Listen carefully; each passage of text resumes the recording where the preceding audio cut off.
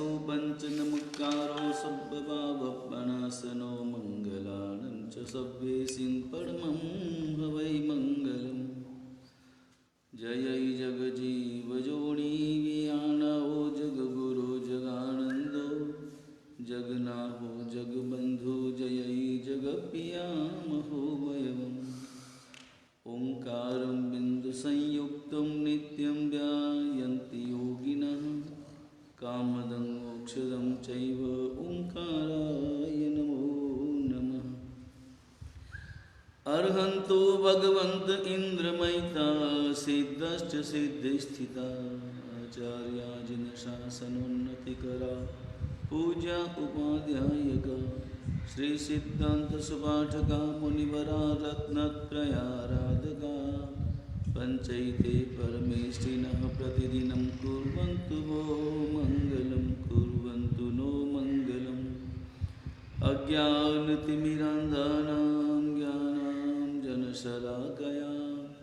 नेत्रमुन्मीलितं येन तस्मै श्रीगुरवे नमः।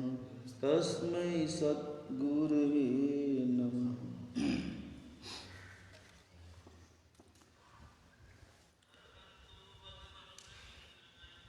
गुणस्थानकों की चर्चा चल रही है और कल हमने गुणस्थानकों की संक्षिप्त विवेचना के अंतर्गत प्रथम गुणस्थान से लेकर छठे और सातवें गुणस्थान तक की वार्ता हमने कल सुनी।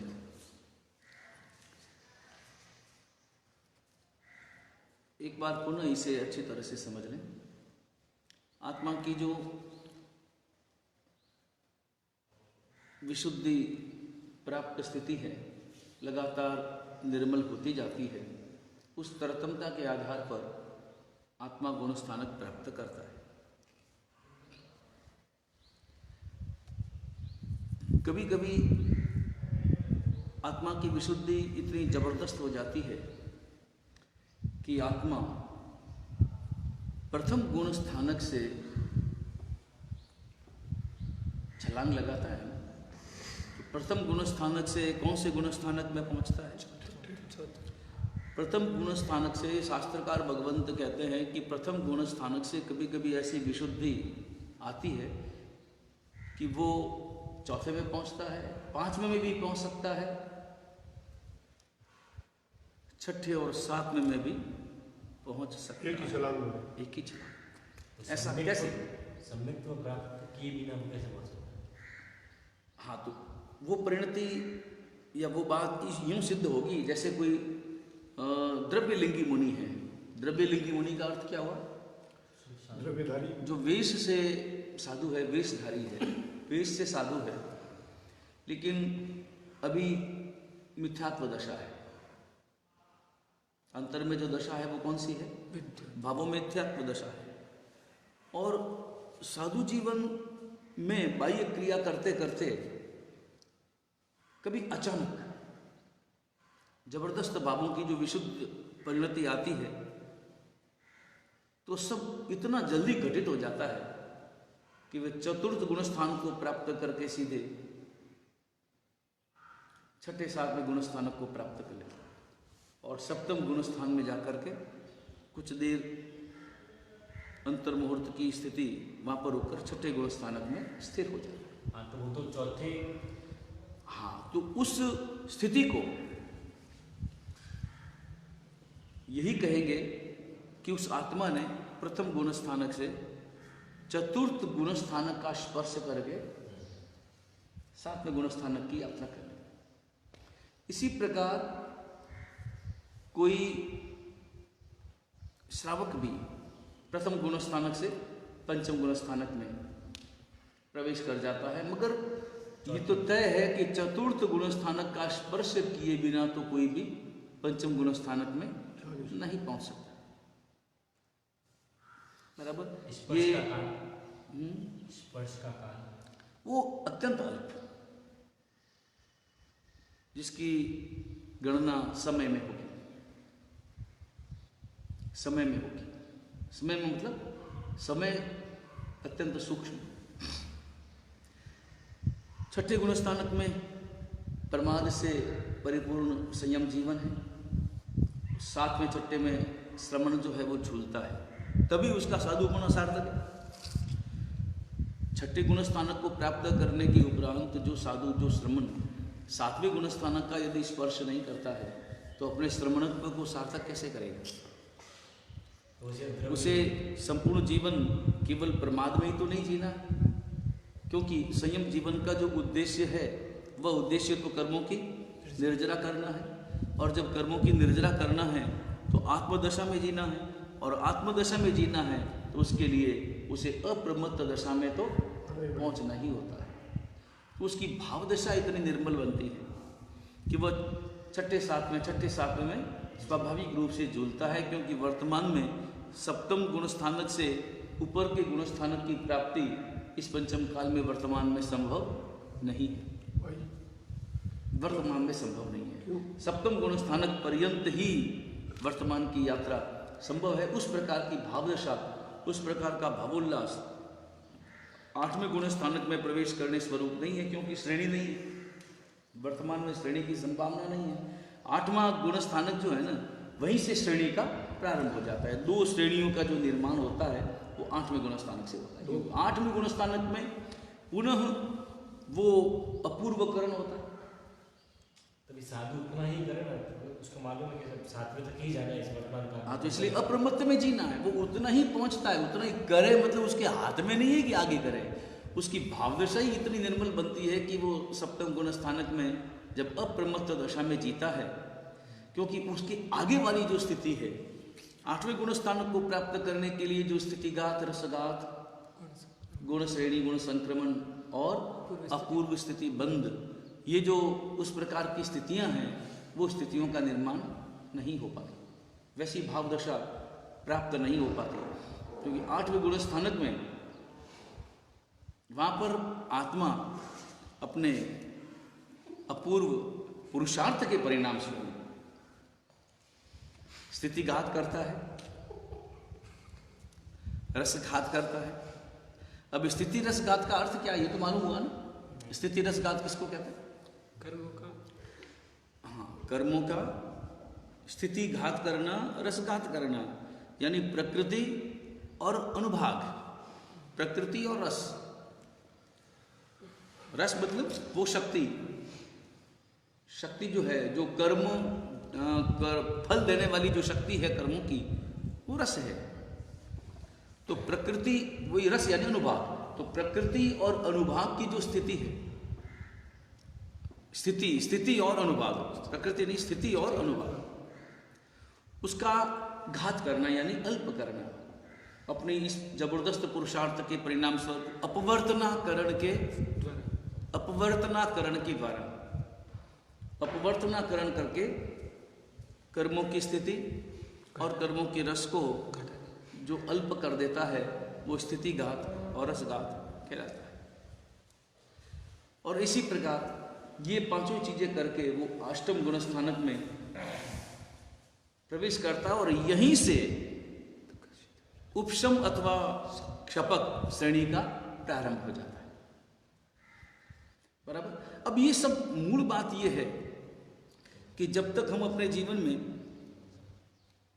अनुष्ठान की व्याख्या नहीं समझेंगे, हमारा वर्तमान का जो भी चल रहा अनुष्ठान है, शास्त्रकार भगवंतों ने अपने शास्त्रों में 5 प्रकार के अनुष्ठानों की व्याख्या की है। कितने प्रकार के? 5 प्रकार के अनुष्ठान। कौन सी अनुष्ठान? पहला विष अनुष्ठान, दूसरा गरल अनुष्ठान, तीसरा अननुष्ठान,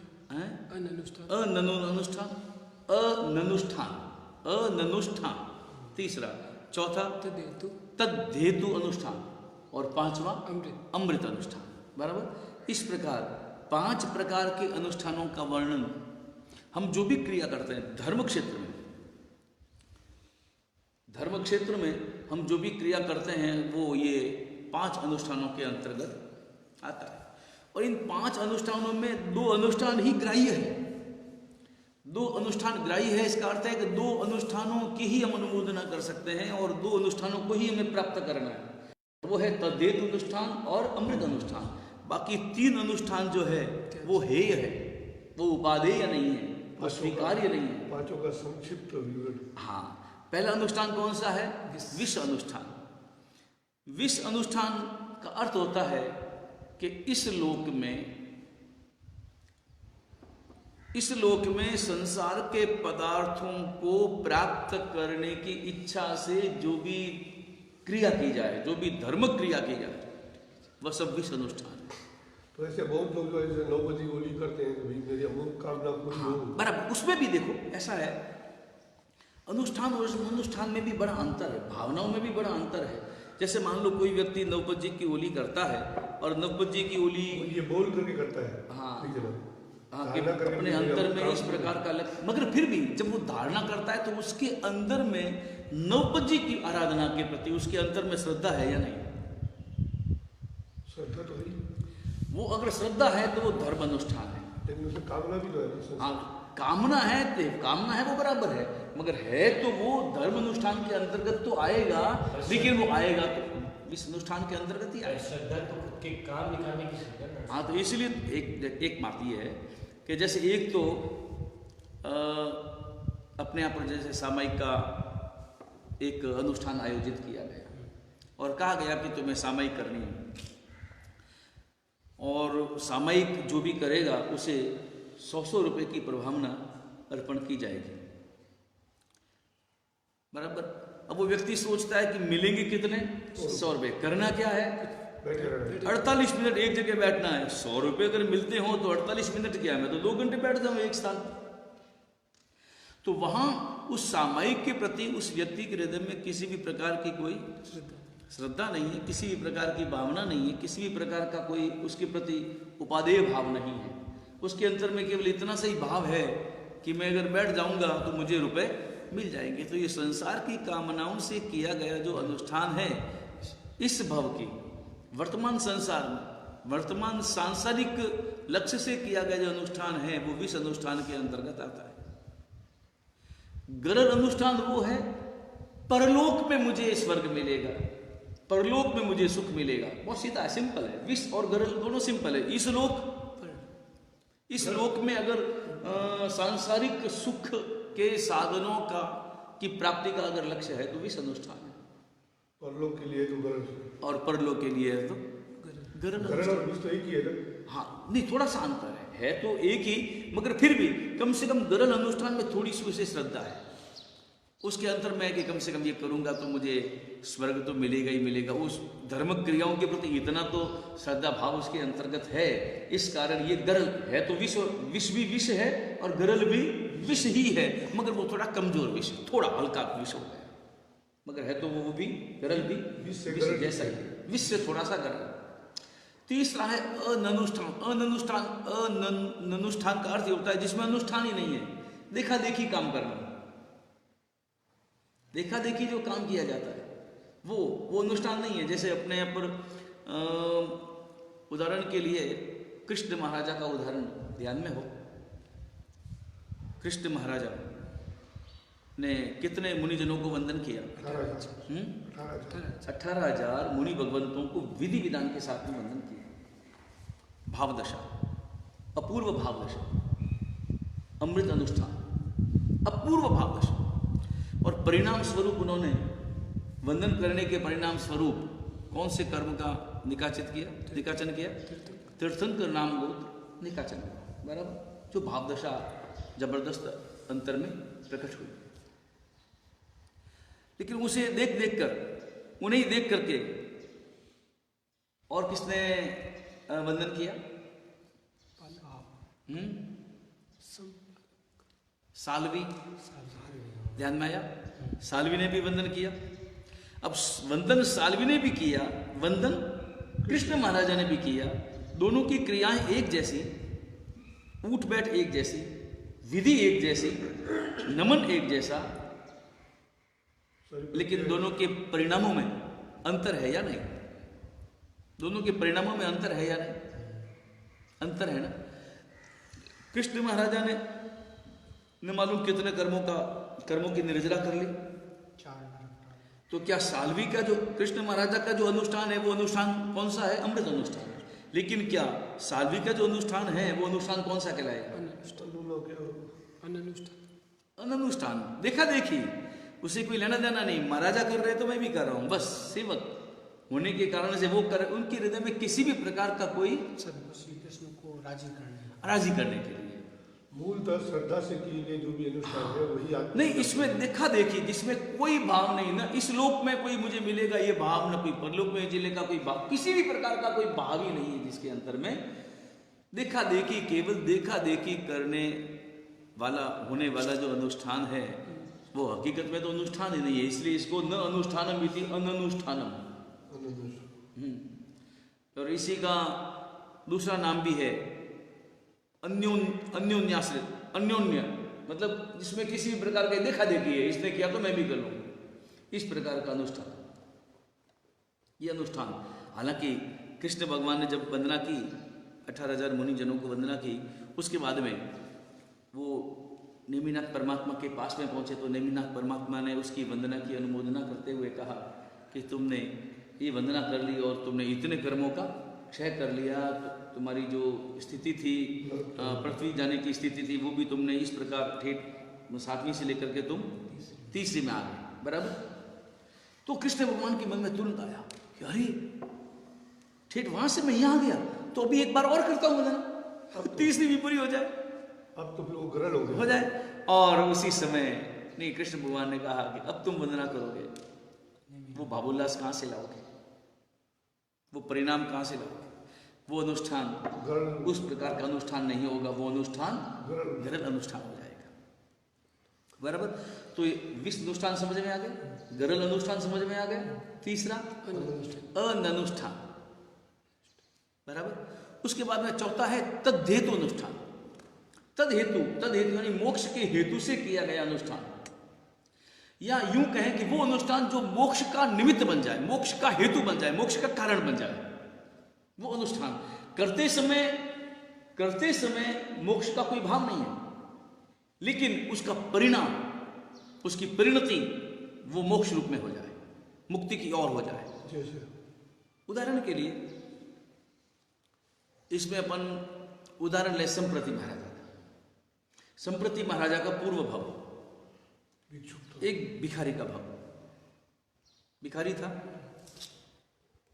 उदाहरण अपने को पता है, एक मुनि आचार्य सुहस्ती सूरी महाराज के शिष्य गोचरी के लिए गए थे, वैसी दशा, बाह्य दशा उसके मन में आया, इस मुनि, इसको, ये भी भिक्षुक, मैं भी भिक्षुक, इस भिक्षु को सभी अर्पण करते हैं और मुझे सब दुत्कारते हैं,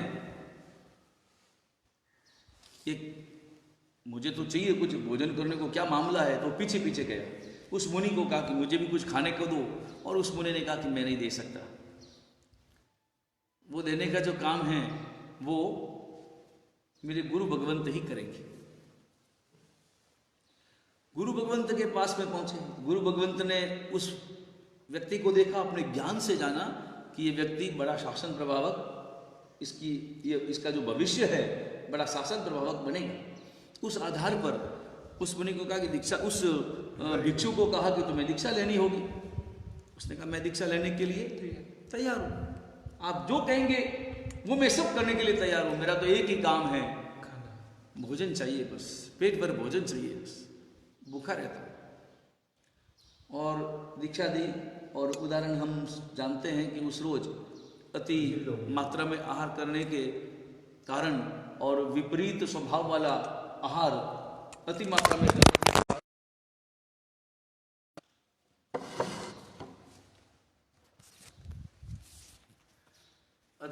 करने के कारण रात्रि में ही उसका स्वर्गवास हो गया। लेकिन स्वर्गवास से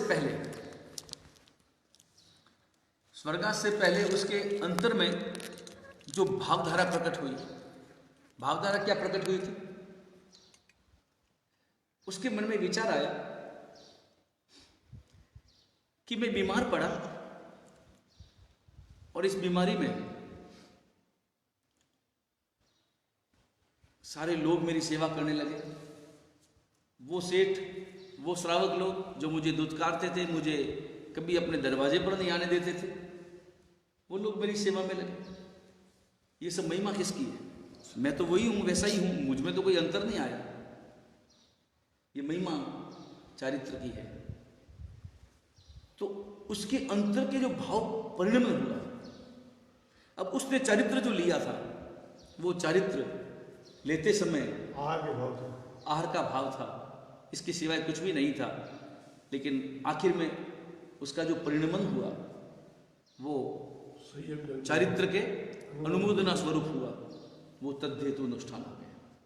उसका जो अनुष्ठान है वो कौन सा अनुष्ठान कहलाएगा? तद्धेतु अनुष्ठान। और उसके बाद में 5वां अनुष्ठान है वो अमृत अनुष्ठान। और अमृत अनुष्ठान यानी केवल और केवल शुद्ध मोक्ष के लक्ष्य से, कर्मों की निर्जरा के लक्ष्य से, आत्मा के शुद्धिकरण के लक्ष्य से जो अनुष्ठान किया जाए वो अमृत अनुष्ठान। वर्तमान हाँ, हमारे जीवन में केवल और केवल 2 ही अनुष्ठान चाहिए, तद्धेतु अनुष्ठान और अमृत अनुष्ठान। ये 2 ही अनुष्ठान हमारे अंतर में चाहिए। और दूसरी बात, विष अनुष्ठान, गरल अनुष्ठान और अनुष्ठान तो अपने जीवन में चाहिए ही नहीं। विष अनुष्ठान की अपेक्षा ही नहीं है, क्योंकि वर्तमान में हमें जो भी मिलने वाला है, अपने जीवन में जो भी मिलेगा वह केवल और केवल पूर्व जन्म के पुण्य और पाप का परिणाम होगा। इसलिए हमारे चाहने से कुछ भी नहीं होने वाला है।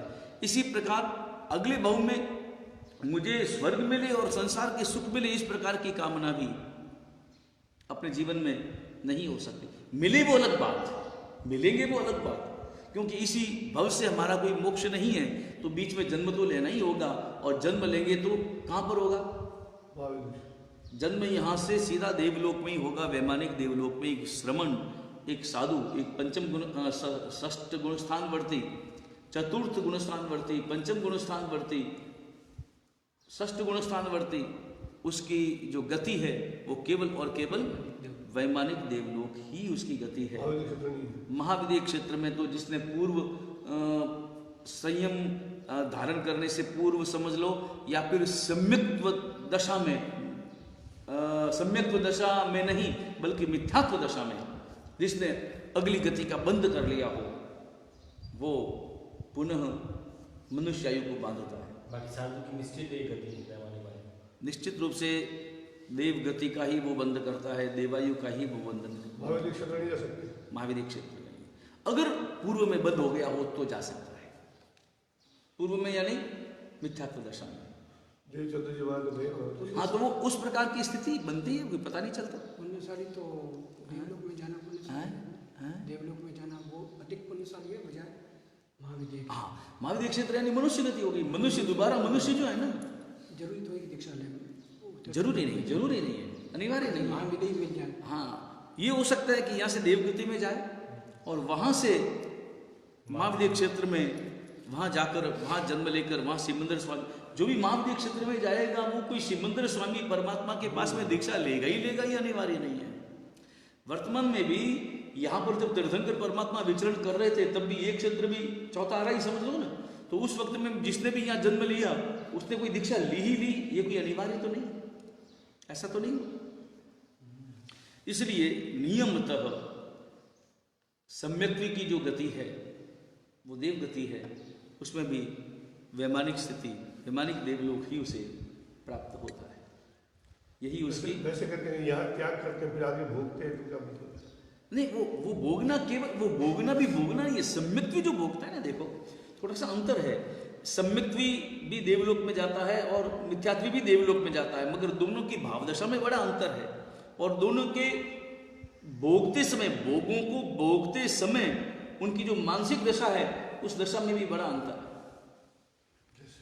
जैसे उदाहरण के लिए अनुत्तरवासी जो देव हैं वो परम सुख में निवास करते हैं, परम सुख में रहते हैं, मगर उनके हृदय में सदा सदा सदा सदा केवल एकमात्र ही झंकना रहती है कि कब ये जीवन पूरा होगा, कब ये देवलोक का भाव पूरा होगा, कब मुझे वापस मनुष्य जीवन मिलेगा और जहाँ चरित्र लेकर के मैं मोक्ष का उपाय करूंगा और पुरुषार्थ करूंगा। तो सम्यक्त्वी देव जो भी होंगे उनका जो रस है वो कभी भी उनके भोगों में नहीं रहने वाला। भोगना पड़ेगा ये अलग मैटर है, क्योंकि उस प्रकार का उनका उदय है, कर्मों का उदय है, इसलिए भोगना पड़ेगा। देवलोक की सुख में भी भोगना पड़ेगा, मगर वे सुख में भी सुख का अनुभव नहीं करते, बल्कि सुख में भी दुख का ही अनुभव समझो, अथवा वो सुख में भी जो है वो समता भाव में रहते हैं। नरक में भी सम्यक्त्वी जीव जब नरक में जाता है तो नरक के दुख का अनुभव करने पर भी वे सहज स्थिति में रहते हैं, और उनके मन में एक ही बात आती है, मैंने कर्म बांधे हैं तो भोगने ही पड़ेंगे। हंसते हंसते वो हंसते हंसते और नरक में सहज पूर्वक समता पूर्वक, यही सम्यक्त्वी की यही तो पहचान है। सम्यक्त्वी की यही सबसे बड़ी, सम्यक्त्वी की अपने आप में विशिष्टता है। अपने यहाँ पर भी देख लो ना, यहाँ पर भी एक व्यक्ति दुख भोगता है, सम्यक्त्वी भी दुख भोगता है, मिथ्यात्वी भी, दोनों में बहुत अंतर है। सम्यक्त्वी दुख भोगते हुए भी समता धारण करता है, चीखता नहीं, चिल्लाता नहीं, रोता नहीं। ज्ञानी वेदे ज्ञान से, अज्ञानी वेदे रोए। अज्ञानी वेदे रोए, बिल्कुल सही बात। इसी प्रकार यहाँ भी अपन देख लो, साक्षात नरक और स्वर्ग का उदाहरण हम अपने वर्तमान के जीवन में देख सकते हैं। यहाँ पर सम्यक्त्वी भी सुख भोगता है, मिथ्यात्वी भी सुख भोगता है। सम्यक्त्वी सुख भोगता हुआ भी सहज भावों में रहता है, सम भावों में रहता है, उदासीन भावों से सुख के साधनों को भोगता है, और मिथ्यात्वी थोड़ा सा सुख पाकर भी उछलता है। गुरु महाराज एक उदाहरण देते थे कि एक भिखारी केवल सूखी रोटी मिर्ची की चटनी के साथ में खाता हुआ भी घोर कर्म का बंध करता है, और एक अरबपति व्यक्ति 32 प्रकार के भोजन की सामग्री का भोग करते हुए भी अत्यंत अल्प कर्म का बंध करता है, क्योंकि भाव दशा अलग है। वो जो अरबपति व्यक्ति है, जिसने स्वाध्याय किया है, सम्यक दर्शन को प्राप्त किया है, वो अपने मन में विचार करता है कि इसमें स्वाद नहीं है, ये तो अपनी अपनी वस्तु का स्वभाव है, ये मीठा है, ये खट्टा है, ये फीका है, ये मेरे पुण्य का उदय है जो ये मुझे प्राप्त हुआ है, और ये पुण्य जो है वो धर्म का परिणाम है। और वो जो भिक्षुक है, भिखारी है, वो उसमें भी परम आहा क्या स्वाद है, क्या मजा आ गया, इस प्रकार का भाव अपने अंतर में लाते हुए वो आहार करता है। इस कारण वो घोर कर्म का बंधन करता है। तो यही तो सम्यक्त्वी और मिथ्यात्वी की भावदशा का सबसे बड़ा अंतर है, बराबर। तो ये 5 प्रकार के जो अनुष्ठान हैं, इन अनुष्ठानों में 2 ही प्रकार के अनुष्ठान हमारे जीवन में होने चाहिए, वो है तद्धेतु अनुष्ठान और अमृत अनुष्ठान। अमृत अनुष्ठान बनता है तब जब अमृत अनुष्ठान मोक्ष के लक्ष्य से हम कोई भी आचरण, किसी भी प्रकार की कोई क्रिया, किसी भी प्रकार की प्रवृत्ति करते हैं। तो हमारी जो प्रवृत्ति है, तो सप्तम गुणस्थानक की अपनी चर्चा चल रही थी, तो 6ठे 7वें गुणस्थानक में के झूले में साधु तभी झूलता है जब उसके अंतर में अमृत अनुष्ठान का अत्यंत तीव्र भाव, हालांकि 6ठे गुणस्थान में भी 7वें गुणस्थान में भी आखिर उसके अंतर में जो भाव है वो कौन सा भाव है, और ध्यान है वो कौन सा ध्यान है, धर्म ध्यान। वो धर्म ध्यान की दशा में ही जीता है। धर्म ध्यान के जो भेद हैं, आज्ञा विचय, आज्ञा विचय, विपाक विचय, संस्थान, और संस्थान तो चौथा है, बताओ। आज्ञा विचय, अपाय, अपाय विचय, आज्ञा विचय, अपाय विचय, विपाक विचय और संस्थान विचय। क्या बात है। इस प्रकार के भावों में ही लगातार जीता है, और इस प्रकार के भावों में जीने के कारण वो सतत उन्हीं भावों में रहता है। वैसे अलग अलग इसमें अपने यहाँ पर तत्वार्थ सूत्र में, तत्वार्थ सूत्र के 9वें अध्याय में ध्यान का पूरा वर्णन है। तत्वार्थ सूत्र के 9वें अध्याय में इन ध्यानों का भी वर्णन है। हमारा जो ध्यान है साधु जीवन में, वो कौन सा ध्यान है? 4 प्रकार के ध्यान है ना, आर्त ध्यान, रौद्र ध्यान, धर्म ध्यान और शुक्ल ध्यान। इन चारों की थोड़ी लंबी जो विवेचना है वो अपन एक बार कल कर लेंगे, क्योंकि आर्त ध्यान के भी जो 4 भेद हैं, अनिष्ट वियोग, इष्ट संयोग इत्यादि जो भेद हैं, वेदना वगैरह इत्यादि। रौद्र ध्यान के भी जो 4 भेद है, हिंसानुबंधी है, मृषानुबंधी है, स्त्रियानुबंधी वगैरह, और हैं विषय संरक्षण, और हाँ भी इसी प्रकार धर्म ध्यान के भेद और इसी प्रकार शुक्ल ध्यान के भी 4 भेद। तो भेदों की जो व्याख्या एक बार कल अपनी वाचना में अपन करेंगे। तो साधु जो है वो सप्तम गुणस्थान में एकदम अप्रमत्त दशा में जीता है। और उस वक्त की बात करें चौथे आर्य में, वो सप्तम गुणस्थानक से फिर 2 ही रास्ते हैं उसके पास में, या तो 7 में से उन भावों को बनाए रखना, क्योंकि भाव आना बहुत आसान है, भावों का टिकना बड़ा मुश्किल है। हमारे अंतर में जब भक्ति के भाव आते हैं, परमात्मा के मंदिर में जाओ तब, प्रतिक्रमण करो तब, या कोई भी धर्म क्रिया करें उस वक्त में हमारे अंतर के भाव कैसे होते हैं? जगते तो हैं, एकदम जगते तो वो कितनी देर रहते हैं, बस उनको टिकना वो बहुत अपने आप में मुश्किल काम है। मगर वही महत्वपूर्ण है, अपने भावों को टिकाना कैसे, और सतत स्वाध्याय, सतत आत्मभाव। और जब तक अपने अंतर में ये भाव नहीं आएंगे कि मैं शरीर नहीं हूं और मैं आत्मा हूं, मैं शुद्ध आत्मा हूं और आत्मा के लिए मुझे जीना है, मुझे आत्मा के लिए पुरुषार्थ करना, ये भाव मुझे आत्मा के पुरुषार्थ के लिए मिला है। शरीर के सारे भोग, शरीर के सारे सुख अनंत भवों में अनंत बार किए हैं, कभी तृप्ति हुई नहीं, तृप्ति मिली नहीं। गुरु महाराज एक गीत फरमाते थे, खाने से तृप्ति न हो पाई, चीजें तो हमने सब खाई, तृप्ति होगी जब कर लेंगे संथारा। संथारा शब्द का यहाँ जो अर्थ है वो है जब हम आत्मा के लिए बाकी सबका त्याग कर देंगे, अपनी आत्मा के लिए जब हम त्याग करेंगे तभी हमें सुख मिलेगा, तभी हमें तृप्ति का अनुभव प्राप्त होगा। संसार में तृप्ति का अनुभव कब है? प्राप्ति है, तृप्ति कहाँ है?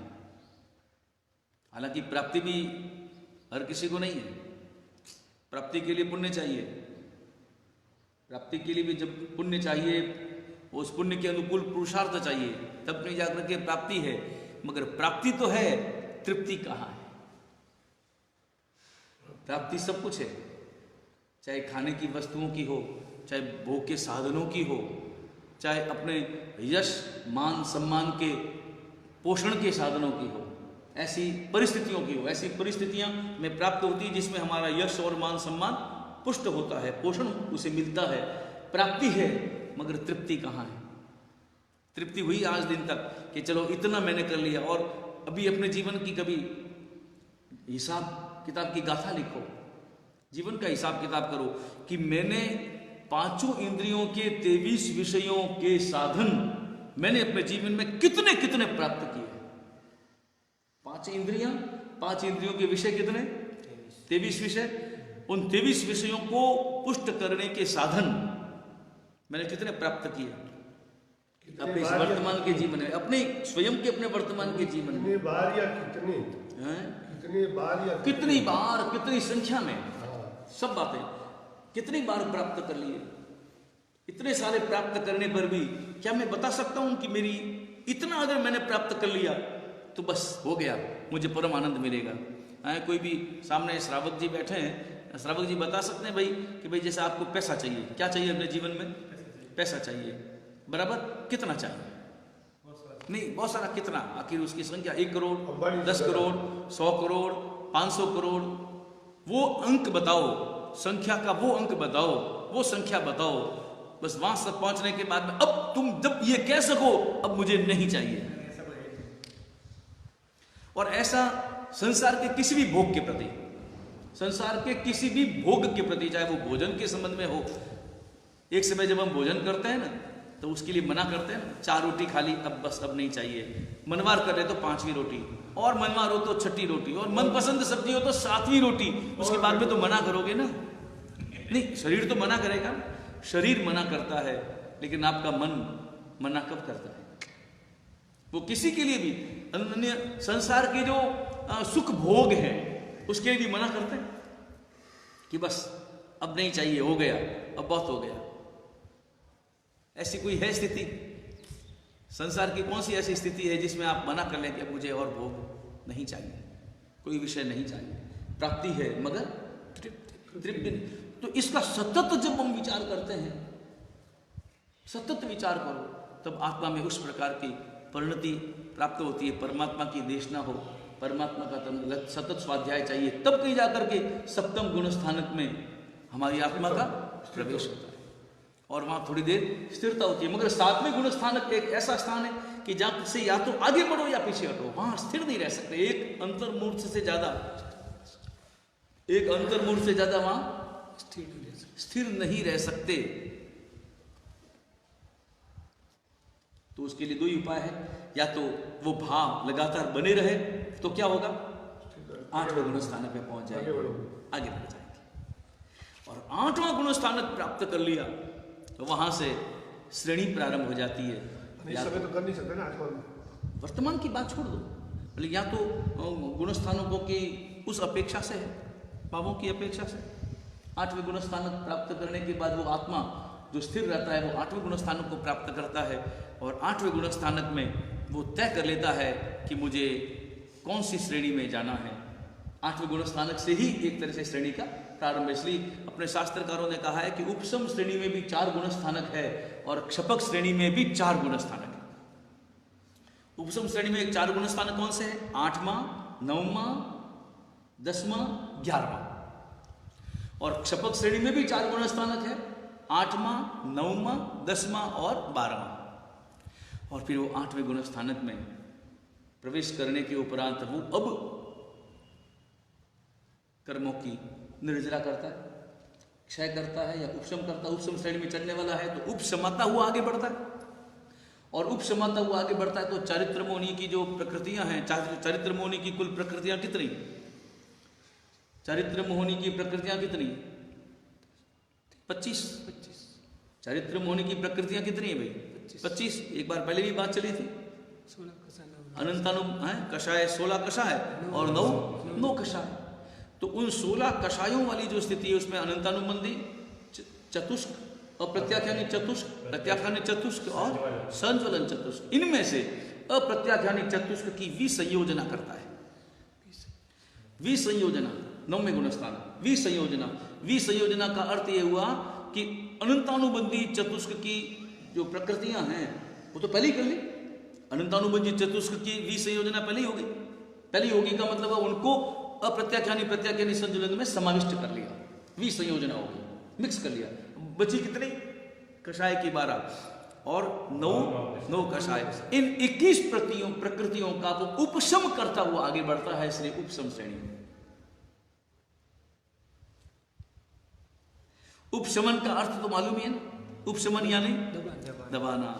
तो वो 9वें गुण स्थानक में वहां पर अनिवृत्ति बादर संप्राय गुण स्थानक में प्रवेश करता है, और वहां संज्वलन कषाय, बादर संज्वलन कषाय उनका उपशमन करता है, क्षय करता है।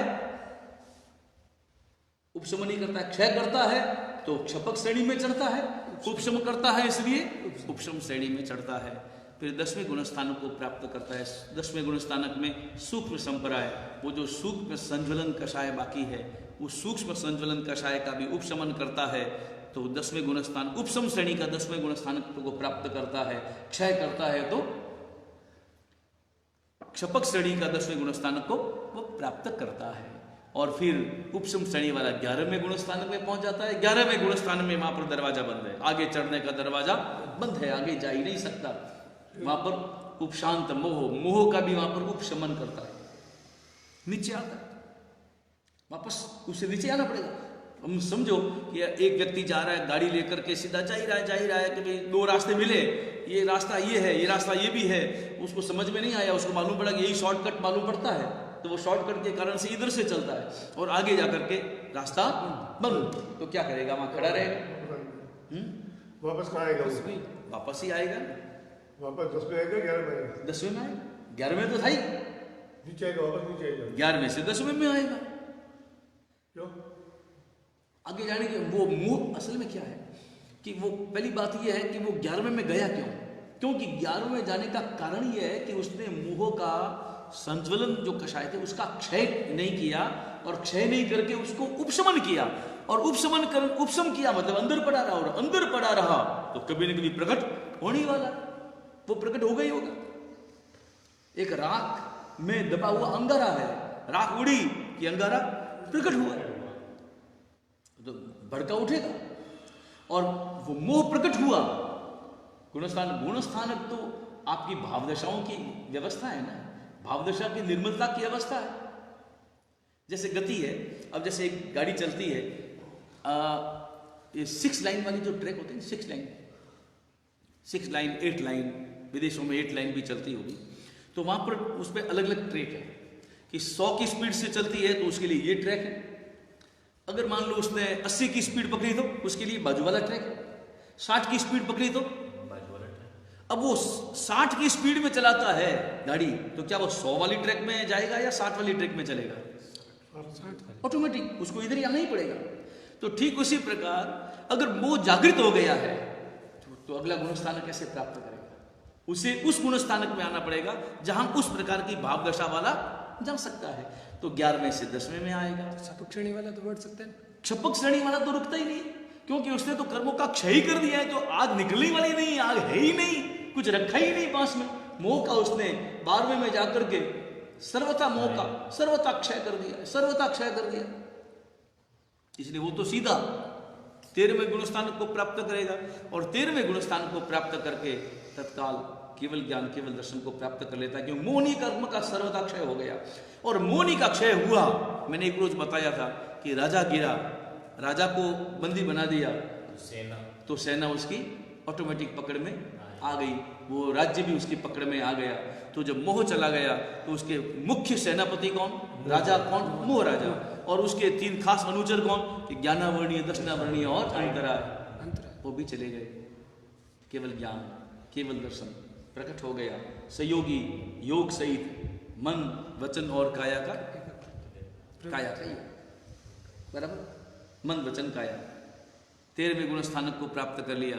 और 13वें गुण स्थानक, अब यहां पर जो एक बात समय हो गया बराबर, तो समुद्घात 13वें गुण स्थानक में क्या क्या स्थिति होती है, चलो अपन कल 13वें गुण स्थानक और 14वें गुण स्थानक की व्याख्या करेंगे, और साथ साथ में ध्यान के संबंध में भी 4 प्रकार के जो ध्यान है उसकी विवेचना भी अपन कल करेंगे। भीतरा की आज्ञा विरुद्ध कुछ भी कहा गया हो इच्छा भी करो।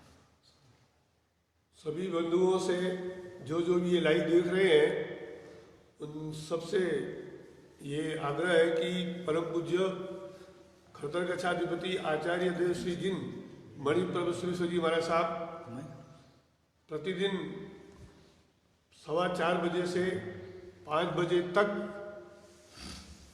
तत्व ज्ञान की चर्चा में 14 गुण स्थानकों की सरल और एकदम सहज व्याख्या करते हैं, व्याख्या फरमाते हैं। साथ साथ में 14 गुण स्थानकों के साथ साथ उस संबंधित और भी विषय और भी जिज्ञासाओं का सुंदर सरल ढंग से व्याख्या हमारे गच्छाधिपति करते हैं।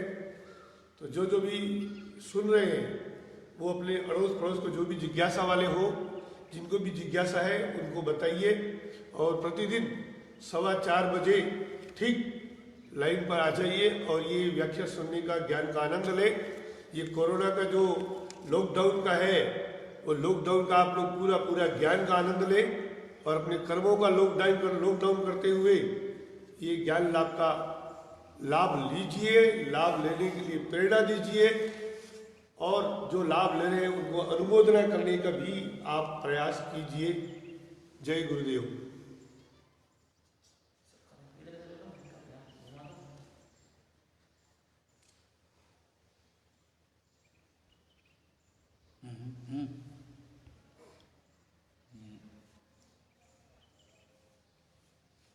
तुमको तो आ जाओ।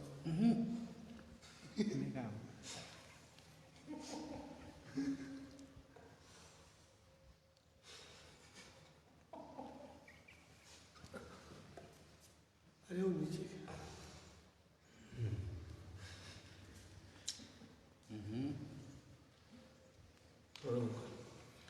सर्वमंगल मंगल्यम सर्वकल्याण कारणं प्रदानं सर्वधर्माणां जैनं जयति शासनं। बोलिए शासन देव की जय।